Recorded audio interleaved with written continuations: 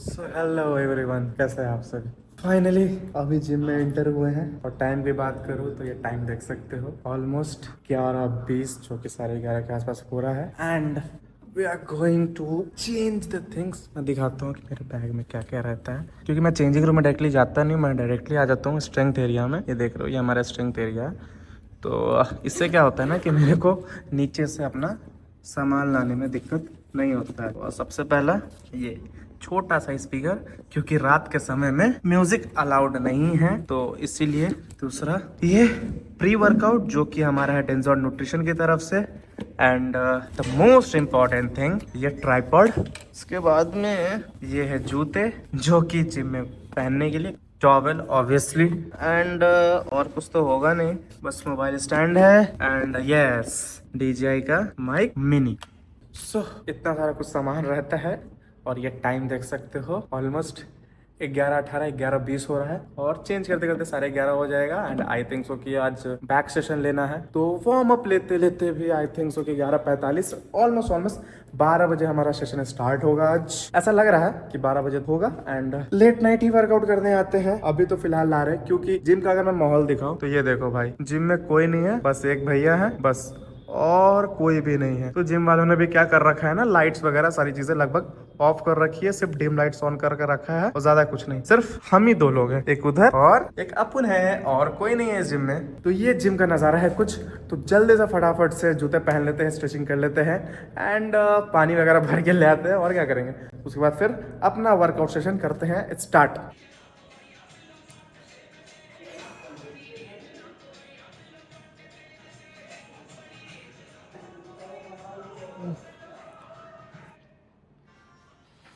Pullups को as a मैं warm up ले रहा हूँ, क्योंकि मेरे को आदत है वेटेड पुलअप्स लेने की। तो मैं अभी फ्री वेट से परफॉर्म करने जा रहा हूँ, तो जाहिर सी बात है थोड़ा सा बैक को रिलीव देते हैं as a warm up.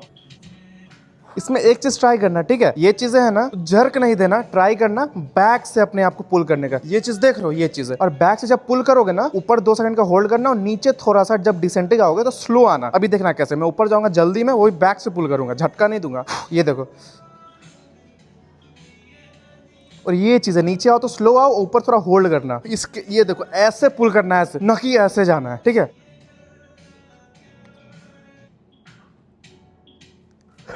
Almost हमने वार्म अप कर ली है, स्ट्रेचिंग कर ली है। अब देखते हैं, अब देखते क्या है, अब आना ही होगा मेन सेट में, मेन परफॉर्मिंग सेट में। सोच रहा हूँ क्या लूं नहीं लूं, लैट्स के लिए लूं, मिड बैक के लिए लूं, या लोअर लैट्स के लिए लूं, क्या करूं पता नहीं। एक तो हाइपर एक्सटेंशन लेना है, ये तो कंफर्म है। एक मिड बैक के लिए लेना है और एक लैट्स के लिए लेना है, बाकी बाइसेप लेना है। 3 तो बैक के लिए कंफर्म है कि वो तो लेना ही होगा। लैट पुल डाउन नहीं लेंगे, जो ट्रेडिशनल लैट पुल डाउन है वो नहीं लेंगे, मशीन लेंगे। जैसे कि ये हमारा लैटरल रोइंग है, तो रोइंग हो गया अपना एक मिडिल बैक के लिए, और एक लोअर लैट्स के लिए ले लेंगे। तो 2 अपना ये हो गया, एक हाइपर एक्सटेंशन हो गया। बाकी देखते हैं फिर बाइसेप में 2 सेट ले लेंगे। बाइसेप में एक हैमर है और एक कर्ल है, वो तो फिक्स ही है। उसके बाद में फिर देखते हैं बाइसेप के लिए एक अपर लैट्स के लिए भी लेंगे ही लेंगे। बहुत कंफ्यूजन है भाई एक्सरसाइज में, कौन सा एक्सरसाइज ले नहीं ले, बड़ी माथा पेची है यार। पता नहीं सब लोग कैसे वर्कआउट कर लेता है भाई। मेरा तो आधा से ज्यादा समय तो यही सोचने में निकल जाता है कि भैया आज कौन सा एक्सरसाइज करना है, और वो भी कितने सेट करना है, ये भी समझ नहीं आता है। इतना तो कंफर्म है, एक रोइंग लेना है, एक अपर लैट, एक लोअर लैट और एक हाइपर एक्सटेंशन, 4 तो कंफर्म हो गया अभी बात करते करते। उसके बाद में 2 सेट अपना बाइसेप का कंफर्म है, तो लेते हैं। पहले रोइंग से स्टार्ट करेंगे, उसके बाद लैट्स लेंगे।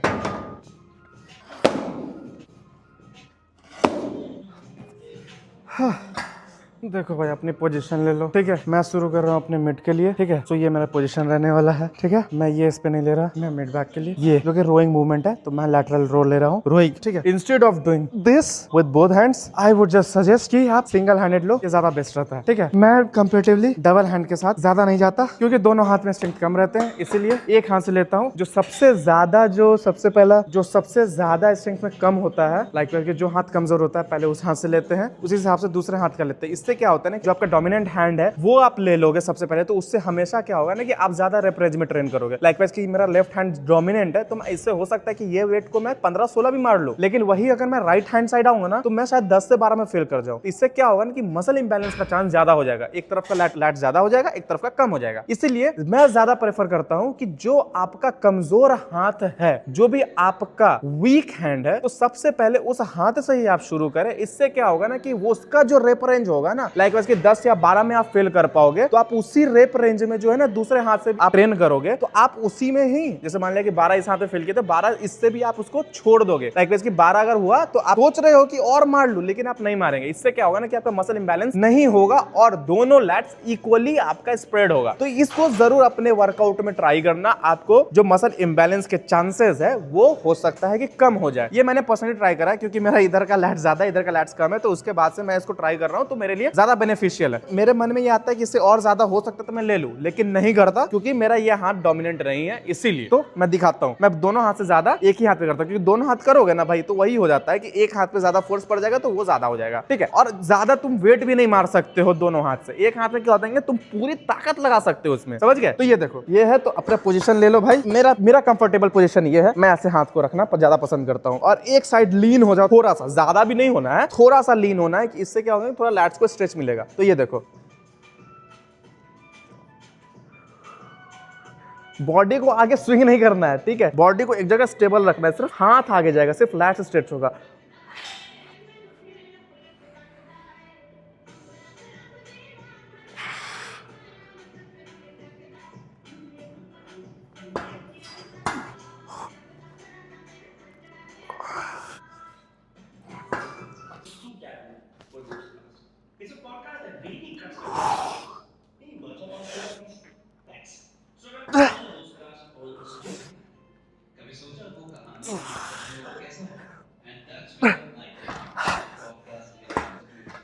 इसमें एक चीज नोटिस करा मैंने, कैसे इसको ट्रेन करा है। सबसे पहला, एक ऐसा वेट चूज करो जो तुम्हारे लिए हेवी हो, ठीक है। लाइकवाइज कि मैंने यहाँ पे 20 के 2 प्लेट लगा रखे हैं, 25 के 1 प्लेट लगा रखे हैं, एंड देन आफ्टर दैट 10 के 1 प्लेट है। मतलब कि मेरा टोटल एक साइड का जो वेट है 75 केजी एक साइड में, मतलब एक हाथ से मैं 75 केजी पुल कर रहा हूँ। और अगर मेरे मूवमेंट को आपने अगर ध्यान दिया होगा, एक चीज आपने नोटिस करी होगी कि मैं अपना बॉडी पोस्चर एक जगह फिक्स कर रहा हूँ, सिर्फ मेरा हाथ आगे जा रहा है, जिससे क्या हो रहा है कि मैं अपने बॉडी को कंधे से आगे नहीं कर रहा हूँ, मेरा सिर्फ लैट्स स्ट्रेच हो रहा है, और फिर मैं पुल कर रहा हूँ वापस से, मैं उसको जर्क नहीं दे रहा हूं, मैं अपने बैक से उसको पुल कर रहा हूं, ठीक है। जिससे क्या होगा कि मेरा जो लैट्स मसल है वो उसको फील करे, क्योंकि मेरे को लैट्स ट्रेन करने हैं, यहाँ पे मिड बैक ट्रेन करना है, तो मैं उससे पुल कर रहा हूं इस चीजों को, ठीक है। उसके बाद जब मैं इसको वापस से आगे की ओर ला रहा हूं, तो मैं उसको बहुत ही स्लोली ला रहा हूं। इससे क्या होता है ना कि वो कॉन्ट्रैक्शन, और इससे क्या होता है ना कि वो जब मैं उसको छोड़ रहा हूं ना, तो वो मेरा आराम से जाए, जर्क नहीं दे। इससे क्या होता है कि जो वेट है वो फील कर पाए, ठीक है। इससे क्या होता है कि मेरे को बहुत ही ज्यादा हेल्प मिलेगा, ठीक है। ये अपने साथ भी ट्राई करना, तुमको समझ में आएगा मैं ऐसा क्यों बोल रहा हूँ। चलो भाई, ये मेरे लिए वेट बहुत ही ज्यादा सही है, क्योंकि मैं 8 तक चला जा रहा हूँ, ठीक है। यहाँ पे पिछले सेट में क्या हुआ मेरे साथ कि मेरा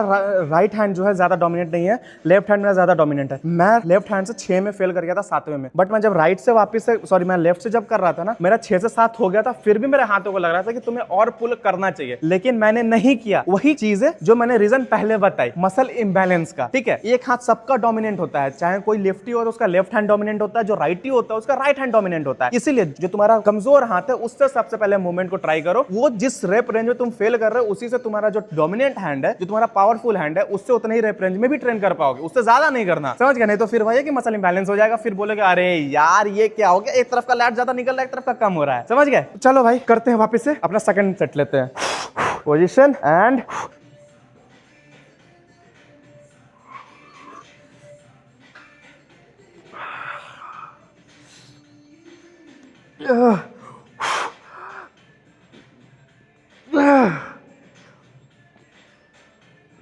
two more,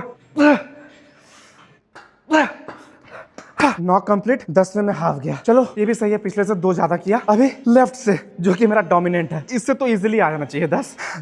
तो इसको करते हैं। हाँ, ज्यादा रेस्ट लेने रहा दोनों हाथ के बीच में, ठीक है।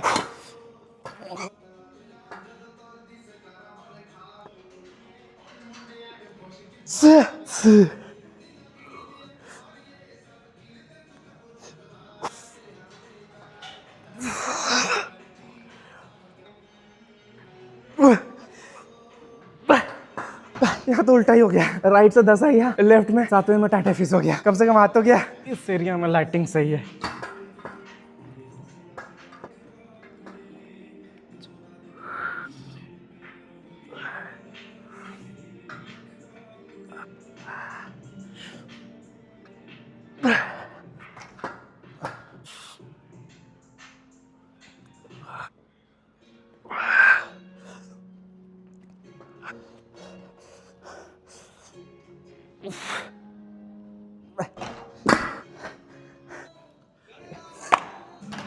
सबसे चैलेंजिंग पार्ट यही है यार, सबसे चैलेंजिंग पार्ट है। चलो भाई अपनी दूसरी सेट लेने। ये देखो भैया, इसमें एक जादू पता है क्या है? ये देख रहे हो ये क्या होता है ना, इसको पैर से दाबोगे, ये आगे देख रहे हो क्या हो रहा है, हैंडल पीछे आ रहा है। ये क्यों आ रहा है भैया? हम तो छोटे आदमी हैं। अब ये देखो भाई, ये तो मेरा बहुत ही ज्यादा डिस्टेंस पे है ना, तो कैसे लेंगे? उसका बहुत अच्छा ट्रिक है, पैर ऐसे रखो, ये पीछे आ गया, समझे? और इसमें भी वही है भाई, हम दोनों हाथ से नहीं लेंगे, मैं भी सिंगल हैंड लूंगा, समझ गए? अब वो क्यों लेना है आप तो पहले जानते ही है, इसके पीछे का राज क्या है। क्योंकि सिंगल हैंड से जो है ना, आदमी फुल पोटेंशियल के साथ वेट्स को मार पाता है, रेपिटेशन को प्रैक्टिस कर पाता है, ठीक है, और अच्छे से ट्रेन कर पाता है। इसीलिए दोनों हाथ को नहीं लेके सिंगल हैंड। और देखो ये पैर जो है ना मेरा, इसके नीचे मैं फंसा लूंगा, जिससे कि जो है ना मेरा ग्रिप बना रहे। ये छोटी छोटी चीजें है ना, जो कि भाई अगर तुम कर लिए और थोड़ा सा इंप्लीमेंट कर लिए ना, जाहिर सी बात है थोड़ा बहुत, अरे 100% नहीं, कम से कम 25-30% जो है ना, थोड़ा एक्स्ट्रा पोटेंशियल तुम्हारे अंदर आ जाएगा। वो वेट परफॉर्म करने में जो पहले करते थे ना, उसे ज्यादा ग्रोथ मिलेगा, समझ गए? ये मैंने प्रैक्टिस करी है भाई, ये मेरा एक्सपीरियंस है, इसीलिए मैं बता रहा हूँ। ऐसे मेरे में भी बहुत सारी कमियां जो मैं बाकी ट्रेनर से छुप छुपा के पूछ लेता हूँ, तो मेरा भी थोड़ा इंप्रूवमेंट हो जाता है। थोड़ा दिमाग लगाना पड़ता है भैया, गरीब आदमी है यार, पीटी के पैसे नहीं है। ये देखो भाई, ये आ गया, ठीक है। अब इसको छोड़ देंगे और पोजीशन ले लेंगे, पैर नीचे फंसा लिया। अब ये देखो,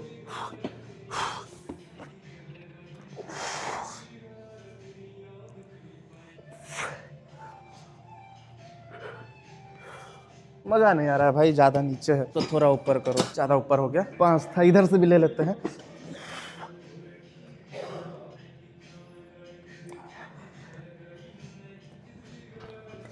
थोड़ा सा वेट्स ऐड करना पड़ेगा भाई, बहुत ही ज्यादा लाइट लग रहा है। अब क्या कर सकते हैं भाई, नई नई मशीनें हैं, थोड़ा सा समझने में टाइम लग रहा है, इसलिए थोड़ा सा ज्यादा टाइम लग जाता है। कोई बात नहीं, वेट ऐड कर लेते हैं, फिर मारेंगे और क्या। चलो भाई मैंने वेट्स लगा लिए हैं एक्स्ट्रा, अब परफॉर्म करते हैं, ठीक है। ये चुपचाप से ऐसे करो,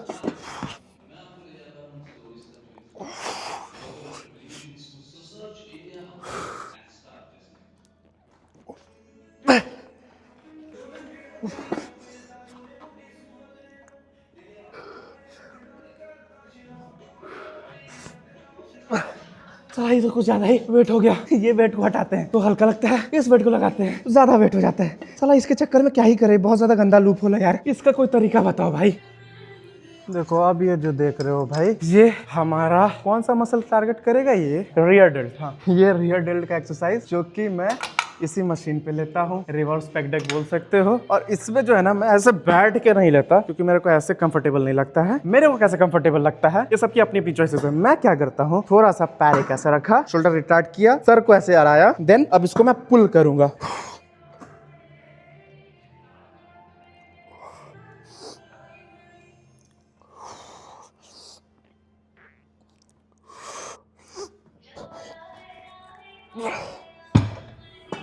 मेरे को क्या है ना कि मेरा नेचुरल मूवमेंट यही मेरे को अच्छा लगता है। जस्ट लाइक कि पता नहीं, बोल सकते हो कि मैं इसी पोस्चर में मैं ज्यादा कंफर्टेबल हो गया हूँ, क्योंकि मैंने बैठ के भी ट्राई करा है बहुत बारी, तो मेरे से नहीं हो पाता है भाई। थोड़ा सा मोबिलिटी इशू हो जाता है मेरे को, या मैं वो वेट उस पोटेंशियल के साथ परफॉर्म नहीं कर पाता हूँ, रादर देन जो मैं स्टैंडिंग पोजिशन में कर पाता हूँ, उससे मैं पूरे अपने पोटेंशियल के साथ इस वर्कआउट को परफॉर्म कर पाता हूँ। रिप्स मेरे अच्छे निकल जाते हैं, मेरा रियर डेल्ट बहुत अच्छे से आता है, एंड इससे मेरे को बेनिफिट भी मिला है मेरे शोल्डर में, रियर डेल्ट में, ठीक है। और एक और चीज, मैं रियर डेल्ट को शोल्डर के दिन नहीं लेता हूँ, मैं इसको बैक के दिन लेता हूँ, ठीक है, क्योंकि ये पुल मूवमेंट में आ जाता है। बहुत सारे लोग ही लेते हैं, मैं भी बैक के साथ ही लेता हूँ, ठीक है। और इस चीज में क्या है ना कि मैं अच्छा खासा वेट भी इसको परफॉर्म कर पाता हूँ, तो मेरे लिए यही मूवमेंट है जो कि मेरे लिए बेस्ट लगता है। तो आप अपने हिसाब से देख लेना आपके लिए क्या बेस्ट लगता है। आपको सीटेड ज्यादा बेस्ट लगता है, या आपको स्टैंडिंग में बेस्ट लगता है, या इसका ऑल्टरनेट रोप भी होता है, आप वो भी ले सकते हैं। अगर वो भी अगर आपको बेस्ट लग रहा है तो that will be good for you. मेरे को वो नहीं अच्छा लगता, मतलब सॉरी, अच्छा क्या बोलूं, मेरे से होता ही नहीं है, ठीक है। मैंने बहुत बार ट्राई करा है तो नहीं हो पाता है भाई, तो इसीलिए मैं इसी पे कंफर्टेबल हूँ, मैं इसी को मास्टर कर रहा हूँ, मैं इसी चीजों के साथ कर रहा हूँ। कहीं ना कहीं मेरा मसल माइंड कनेक्शन भी बन चुका है इसके साथ में,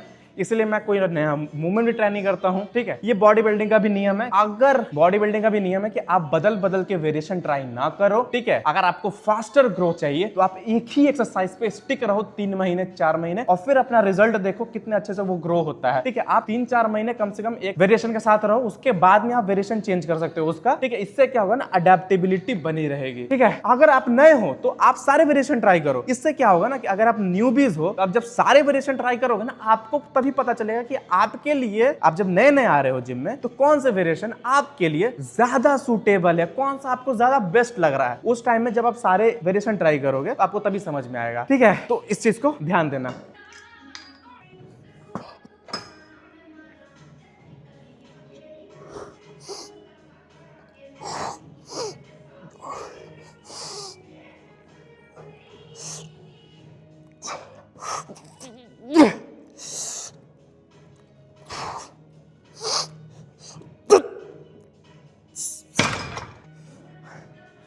देखो भाई, मैं ये समझा रहा था, समझे, जो तुम्हारे लिए बेस्ट हो पा रहा है, जो तुम्हारी बॉडी अडेप्ट कर पा रही है, सिग्नल दे रही है कि हाँ भैया इसमें तुमको कोई भी तरह की मोबिलिटी इशू नहीं हो रही है, कोई भी तरह की इंजरी नहीं हो रही है, और तुम उस मसल्स को फील कर पा रहे हो उस वेरिएशन में, then it is good for you and you have to perform that particular variation. और तुम्हें वो वेरिएशन हर एक हफ्ते करना चाहिए, क्योंकि वो तुम्हारे लिए बहुत ही ज्यादा सुटेबल है, फेवरेबल है भाई। क्यों बाकी वेरिएशन के पीछे दौड़ रहे हो? बाकी लोगों को मत देखो कि बाकी जिम वाले कौन से वेरिएशन कर रहे हैं, कौन से एक्सरसाइजेस कर रहे हैं। वो बाकी जिम वाले तुम्हें काम नहीं आएंगे, तुम काम आओगे भाई अपने बॉडी को बनाने के लिए, अपनी ड्रीम फिजिक को अचीव करने के लिए। तो इसीलिए अपने आप को देखो भाई कि तुम्हारे बॉडी के लिए कौन सा सुटेबल वेरिएशन है। क्योंकि जैसे हमारा पांचों उंगली एक तरह का नहीं है, वैसे ही बहुत सारे लोग जिम में आते हैं तो सभी का बॉडी टाइप एक जैसा नहीं होता है, सभी की बॉडी कंडीशन एक तरह की नहीं होती है, सभी की मोबिलिटी एक तरह की नहीं होती है, सभी के जेनेटिक्स एक तरह के नहीं होते हैं। तो समझे, बहुत लोगों को पनीर पचता है, बहुत लोगों को पनीर नहीं पचता है। सेम जगह सेम अगर तुम यहाँ पे भी रखोगे तो ये वेरिएशन तुम्हारे लिए काम आएगा, ये वेरिएशन किसी और के लिए काम नहीं आएगा। अगर ये वेरिएशन मेरे को अच्छा लग रहा है, मेरे बॉडी के लिए अच्छा है, तो ये हो सकता है कि किसी को ये काम नहीं आता हो, किसी के लिए ज्यादा इफेक्टिव नहीं हो। अगर तुम पर्सनल ट्रेनिंग किसी से ले रहे हो, वो बोल सकता है कि भैया ये तुम्हारे लिए सही नहीं है, तुम कोई और ट्राई करो। क्योंकि सबकी अपनी अपनी मानसिकता है, अपने अपने माइंडसेट है, अपने अपने सोचने की क्षमता है, समझे। तो तुम्हें अपने संयम से काम लेना है, अपने दिमाग का काम लेना है कि तुम्हें कौन सा बेस्ट लग रहा है। मैं तो तुम्हें ये भी फोर्स नहीं करूंगा कि हाँ तुम्हें ये लेना चाहिए नहीं लेना चाहिए, ठीक है। But as a gym goer, as a gym buddy, मैं तुम्हें ये बता रहा हूँ, ठीक है। इसे एक तरह का एडवाइस लो और इसे अप्लाई करो। सॉरी भाई, थोड़ा सा वर्कआउट में थोड़ा सा चेंज हो गया। जो मेरे को अपर लैट्स के लिए लेना था उसके जगह पे हमने रियर डेल्ट्स ले लिए, बट कोई नहीं, रियर डेल्ट को मैं भूल गया था क्योंकि मैंने उस सेशन में या शोल्डर के सेशन में उसको नहीं लिया था। मैंने हाइपर एक्सटेंशन तो मेरे को लेना ही था, लिए हाइपर एक्सटेंशन 10 हल्का लग रहा है, वेट बढ़ाया जाए क्या, बढ़ा लेते हैं। 10 केजी से अब 25 केजी कर लिए हैं, जो मिला वो ले लिया। हाँ ये सही लग रहा है।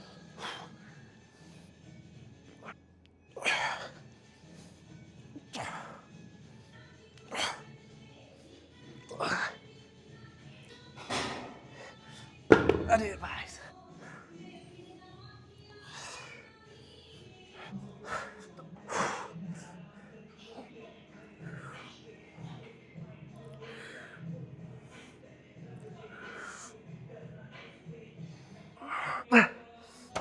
देखो भाई, वर्कआउट तो हो गया, पंप भी तो चेक करना जरूरी है ना। चलो पंप चेक करते हैं, या पंप चेक करते हैं, देखते हैं कैसा हुआ है। बाइसेप का हमने एक ही सेट लिया है, एक को छोड़ दिया है क्योंकि नहीं हो पा रहा है, ठीक है। ज्यादा तोड़ने से फायदा नहीं है, चलो चेक करते हैं।